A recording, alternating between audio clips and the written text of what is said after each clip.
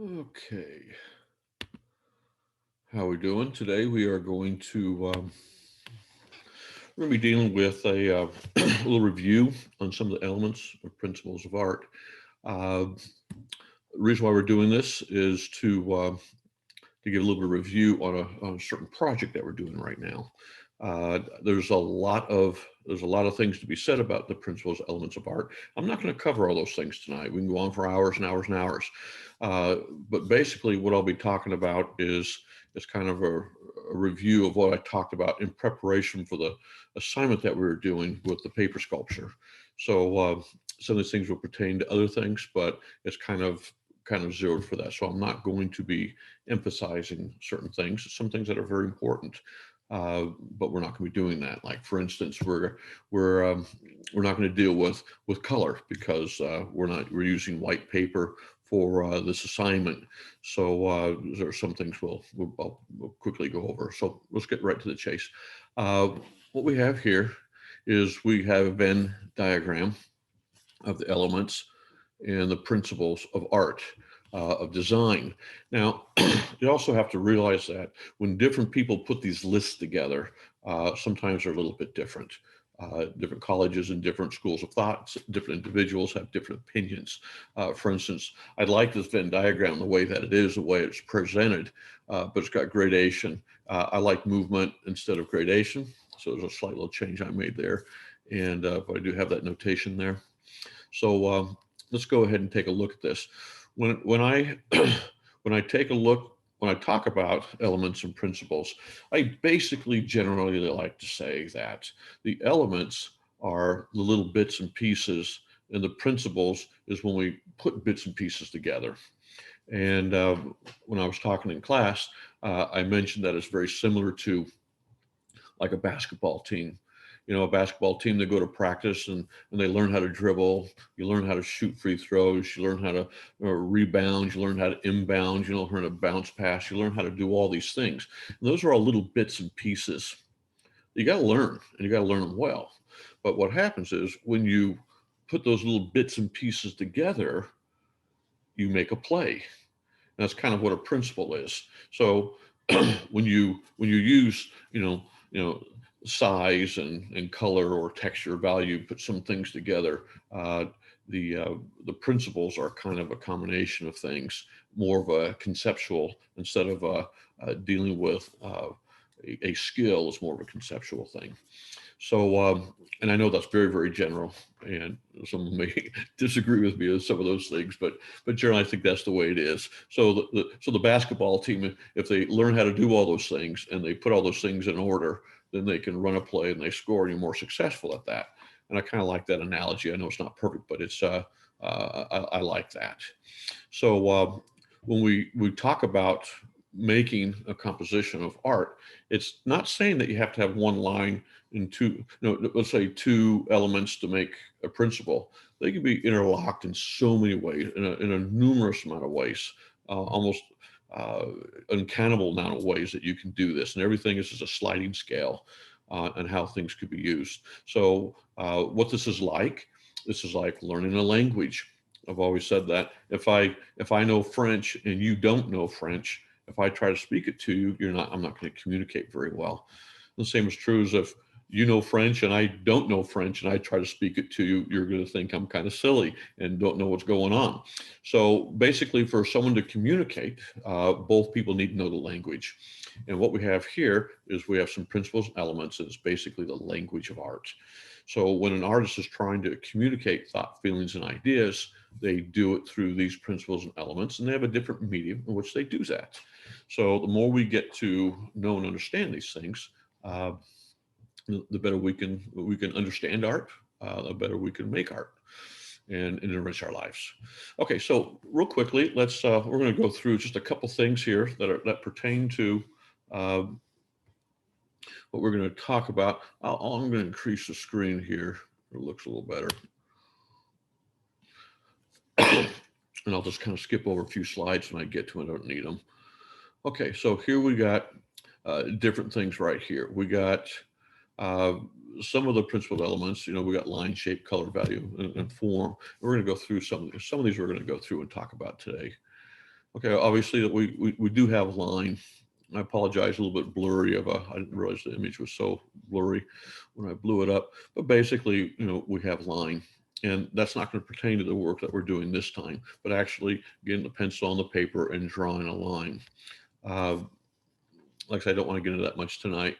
Uh, and then we have value. You see the black to the white, the value change, this value scale changes here. The value is very important in art, and how we deal with so many other of the principles, deals with value. But being a paper sculpture that we'll be doing, on this particular piece, we won't be using the value to work with today. Now, we would if we were doing a cardboard and we were painting the sculpture like we do usually, but we won't be doing that now.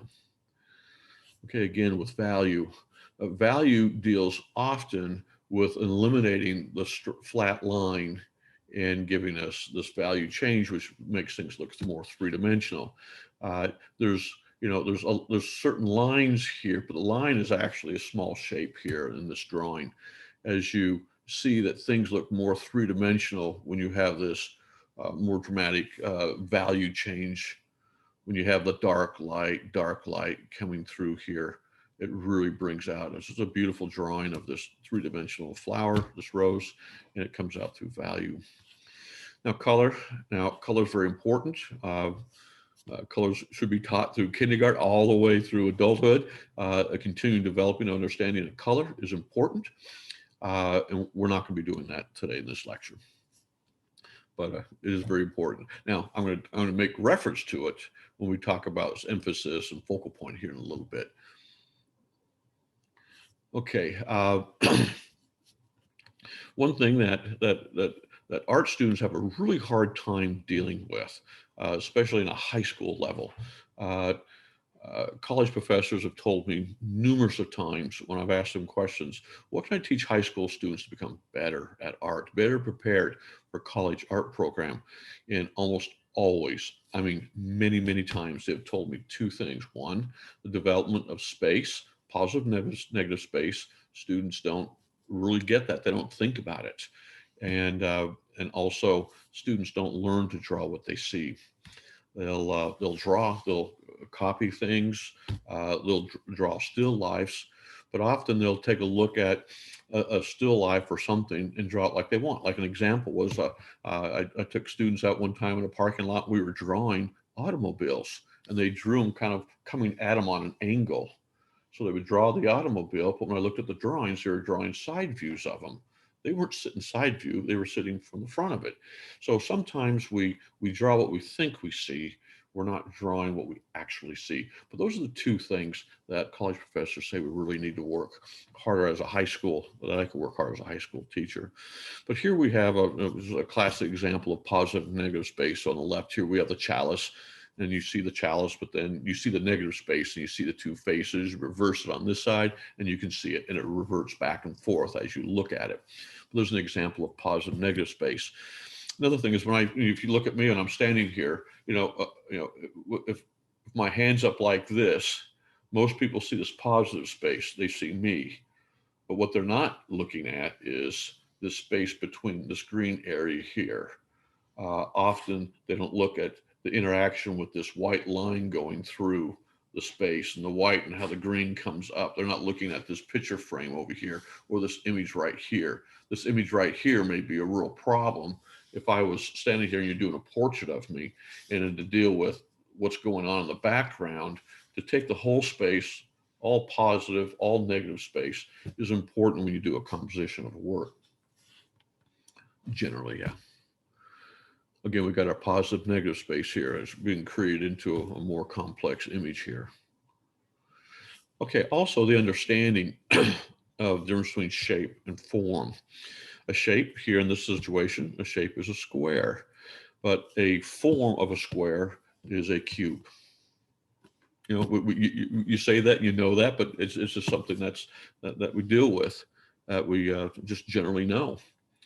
We have a shape being a circle, and then we have the form of the circle being a sphere. Now we got three things going on here. One, we have a two-dimensional shape. And when you use value, the shading that we talked about, when you use the value, you can make it look like it is a three-dimensional sphere, a form. So that's one thing, the shape, the two-dimensional drawing that looks like a three-dimensional drawing, and then also in the sculptural situation, you can actually three-dimensionally make it out of some type of material. So we have a two-dimensional shape, you have a two-dimensional form, and then we have an actual three-dimensional form. So just know the difference between shapes and form. A lot of people don't understand it. They really get it, but they never really thought about it before. Okay, we have proportion. Size proportion is very, very important when it comes to the design and art. The ball on the left here looks huge compared to the small ball on the right-hand side. But if I were to take the small ball on the right-hand side and bring in another larger ball right here, then that ball would look small. So things look large or small based on the environment or something that you're comparing it to. So you compare it to something larger, it looks small, and vice versa. But we're going to talk about this quite a bit because the size proportion is very important in what we're going to be doing today in dealing with this particular sculpture.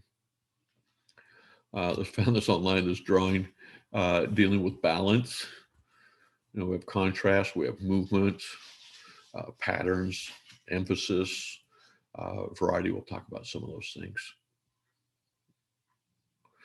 Okay, balance is very important in what we're going to be doing with this assignment. Understanding how things are balanced in our space.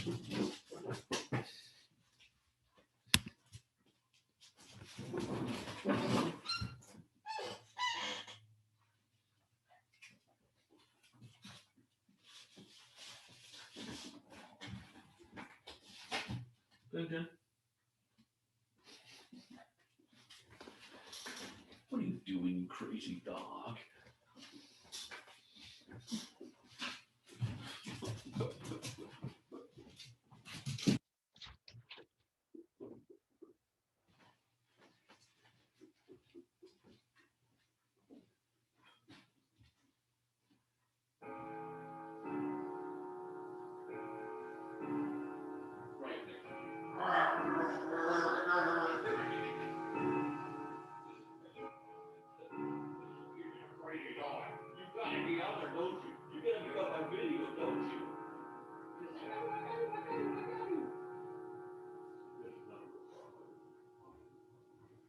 Crazy dog.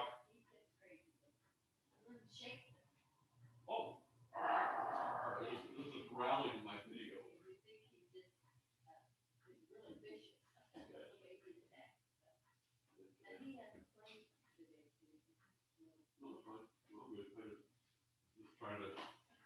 I don't want people thinking is this, oh, is there a tiger about to kill Mr. Bowen?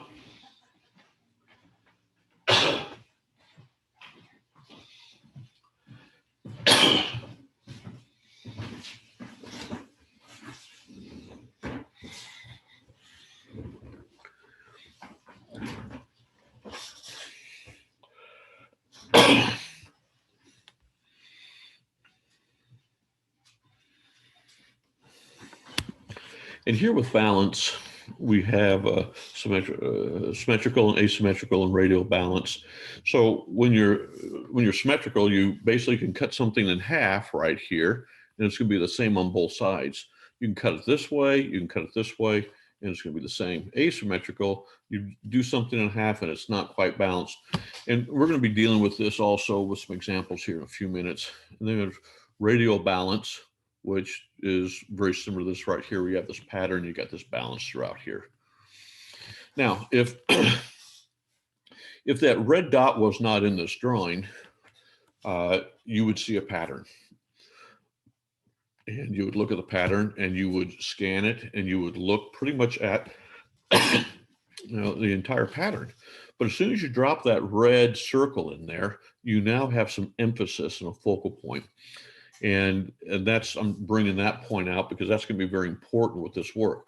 We're not going to use color with this particular sculpture we're going to be doing because it would completely disrupt the patterns and some of the other things. That's another assignment, another time. But I want you to understand how important the color is when you introduce that into these patterns and these designs. Now we have emphasis here. Now, there's emphasis for a couple different reasons here. Now we're taking some of these principles and elements, we're putting it into some kind of real life situations here. Here you have a bowl of fruit. And when you scan this work and you look at it, where is your eye going to be drawn to? Generally, your eye is going to be drawn to the pear down here for a couple reasons. Well, it's actually a variety of reasons. One, it's yellow. The other fruit is red. And when you have, like that last thing that I did, when you take a look at it, when something's different, you have your eye drawn to it, and there's your emphasis. So here we have an emphasis of the yellow fruit. Another reason why our emphasis is drawn to the pear is the fact that we have apple, apple, apple, apple, and pear. Another slight reason why you might want to is that the apples are smaller and the pear's larger. It's about twice their size. So for three reasons right there, we draw this emphasis. So the artist who takes this photograph, if he wants to emphasize, or if they want to emphasize the pear, they use some of these things. If they had a yellow apple in there, it would completely mess up the emphasis that they wanted to do. Okay, here we have emphasis on the large one for a couple of reasons. It's larger and the other ones are smaller. The other ones have three in a group and this is one. And it's when you contrast between those two of that, between the two of those, you have emphasis there. And we also have size differential here. So we continue to control the viewer's look on where we want to focus based on the size differential, the comparison, and the comparison between the value changes. Now, value, when we talked about the shading from black to white, also deals with color also. You can have a very dark blue and a very light blue, and the value change within that also. Okay, this is I think it was a wonderful photograph that brings out a lot of different principles and elements. It looks simple, but the photographer here is very expert in a lot of ways, showing us a lot of things that we're talking about today. Here, it's interesting. I told students during class when we talked about this, they came up with many examples of principles and elements here. Well, first of all, you see right off the bat, you see that we have this white pawn instead of the black pawns. And when you do that, when you have 7 pawns, one in the middle is white, your attention is going to be drawn to that white pawn. We also have, it's also the center of 7 because of the balance. So when you cut this in half, it's symmetrical and it's balanced. We also have value change. There's a beautiful use of value change here and here. Also, what we have here that's very important that people oversee all the time is the positive negative space, where your positive space is the pawn, the pawn, the pawn, all the way across the 7 pawns. But then when you see this shape right here, this artist is very good at bringing in an alternate negative space dropped in there. We have your positive space and your negative space and how they're fitting together. You almost have this, what a student called the upside down broom right here. So you have this positive, negative, positive, negative, positive, negative all the way over. But this negative space here is vitally important in the design of the work. And when an artist commands that negative space real well, it has a lot of unity and it really makes the piece look nice. Okay, we talked about in our lectures previously, in the 3rd of May by Goya. I'm just taking some of those principal elements that we talked about on some of the lectures that we just had last week. And here we have Goya, and we talked about in the art history conversation that the French troops came into Spain and during Napoleon's time and really treated the people in Spain really bad. We won't get into that.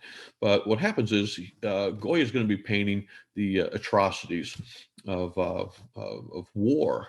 And so here you have these soldiers right here, French soldiers, and they're standing up, they're leaning forward, their arms are forward, their rifles are forward. There's like 5 big arrows pointing toward this individual right here.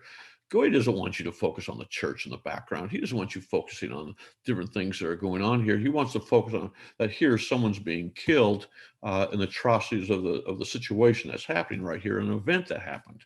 So here we have a value change. We have the white right here. The yellow is brighter than the yellows that are around him. So it has a tendency of bringing our eye to it. Of course, the individual has his hands raised as he's going to be shot and killed. But again, Goya wants you to really focus on this individual, and he does that by the positioning of it, and also the whole composition of the whole piece takes us to that.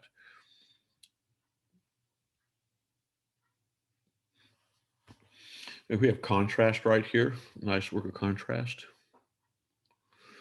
We have variety here. So we have a random variety of color. And here we also have some variety, but we also have a pattern here. So by using variety and then bringing it into a pattern, we can have different effects. One thing that's very important, I think, in a sculptural sense, but also very much in a painting and drawing also, but for what we're doing with this assignment, is this gives us movement. Movement is not a sculpture that moves. That's kinesthetic art. Okay? A sculpture that's moving is not movement. What's movement is when you scan a piece of artwork and your eye naturally moves through the work, that's movement. So when we look at this piece right here, we have this black, white, black, white, black, white. It's all static. This is the pattern. It's not moving. But as soon as we get to this point and it starts separating, our eyes naturally move down. That comes a little more better of an example right here, where we have these little triangles, and these triangles are going to be larger, and they're going to get smaller, smaller, smaller, smaller, smaller, and they're going to go away, and our eye very naturally just goes through this space and looks at it, and then it comes back right here. It's a really good example of movement. Another good example of movement with these rings and the position of the rings, how it's just bringing our eye down into this crevice, this hole that's going on there. And then in this particular work, it's not sculptural, but we do have movement of the water, all these different waves, the boats going through here. It just has a beautiful, the curvature of it, the movement of it is just very nice. Okay, here's some artists that we haven't talked about yet, and we will later on. But here we have Marcel Duchamp and Vincent van Gogh. The one on the left, Marcel Duchamp, is probably, we haven't talked about Cubism yet, but with Cubism, this is probably the height of the Cubist movement, this particular piece right here, A New Descending Stairs by Marcel Duchamp. And here you have basically a person painted over and over and over and over and over and over and over, and some implied movement coming down the stairs. And Vincent van Gogh on the other side here is very interesting with the small brush strokes, how he makes them in sequence, and the color combinations that he does. It brings this movement, the swirling movement of the sky, swirling in and out and moving around. The clouds coming in here, it's just moving, swirling. The mountains and hills over here look like they're almost waves that are crashing. And then you have this, I think it's a cypress tree here, which has almost like the flame coming up almost with the movement. And Vincent van Gogh does this. There's a lot of really, really cool things about this particular painting that was painted during a grand mal seizure that Vincent van Gogh has, and it deals with a lot of very high mathematical reasoning that only computers can figure out. So there's really some really cool stuff about the movement in some of Van Gogh's works. Okay, we have some patterns. Okay, so here we got just a basic pattern happening here. Of course, the background's changing, which is making a very interesting value change in the work.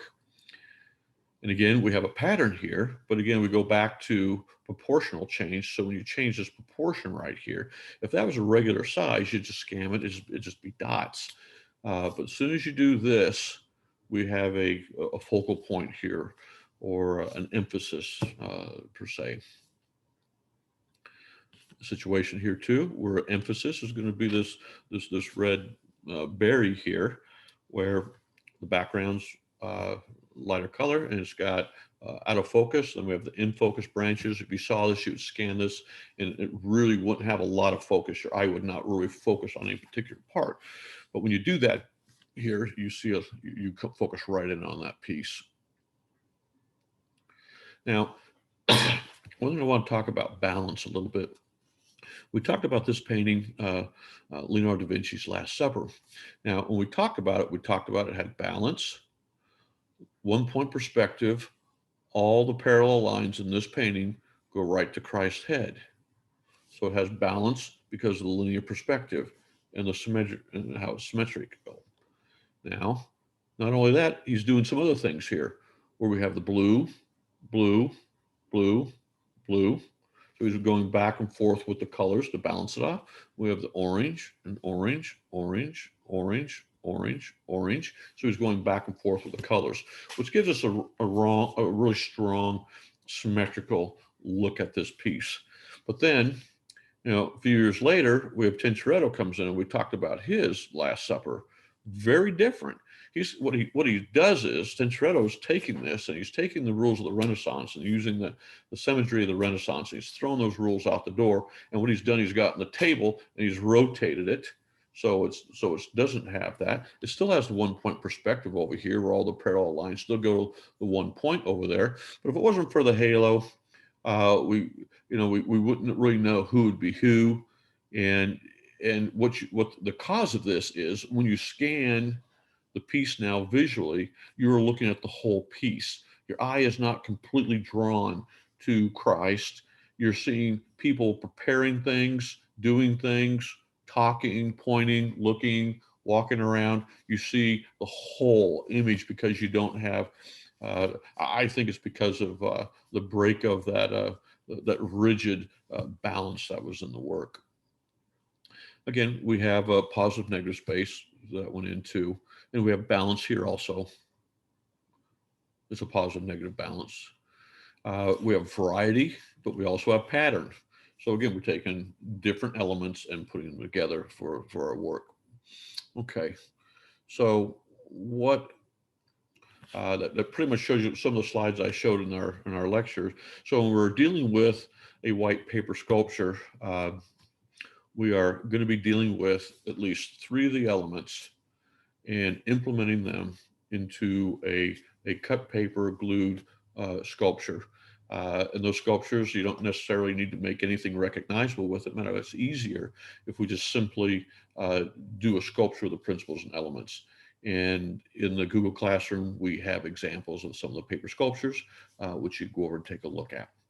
So basically, I know I did not cover all the principles and elements, but I pretty much covered the ones that I wanted to talk about for this particular sculpture. And then when we do our next assignment, I'll deal with some of the other principles and elements with more emphasis. So I hope that helps you with getting things ready for this particular work. Thank you.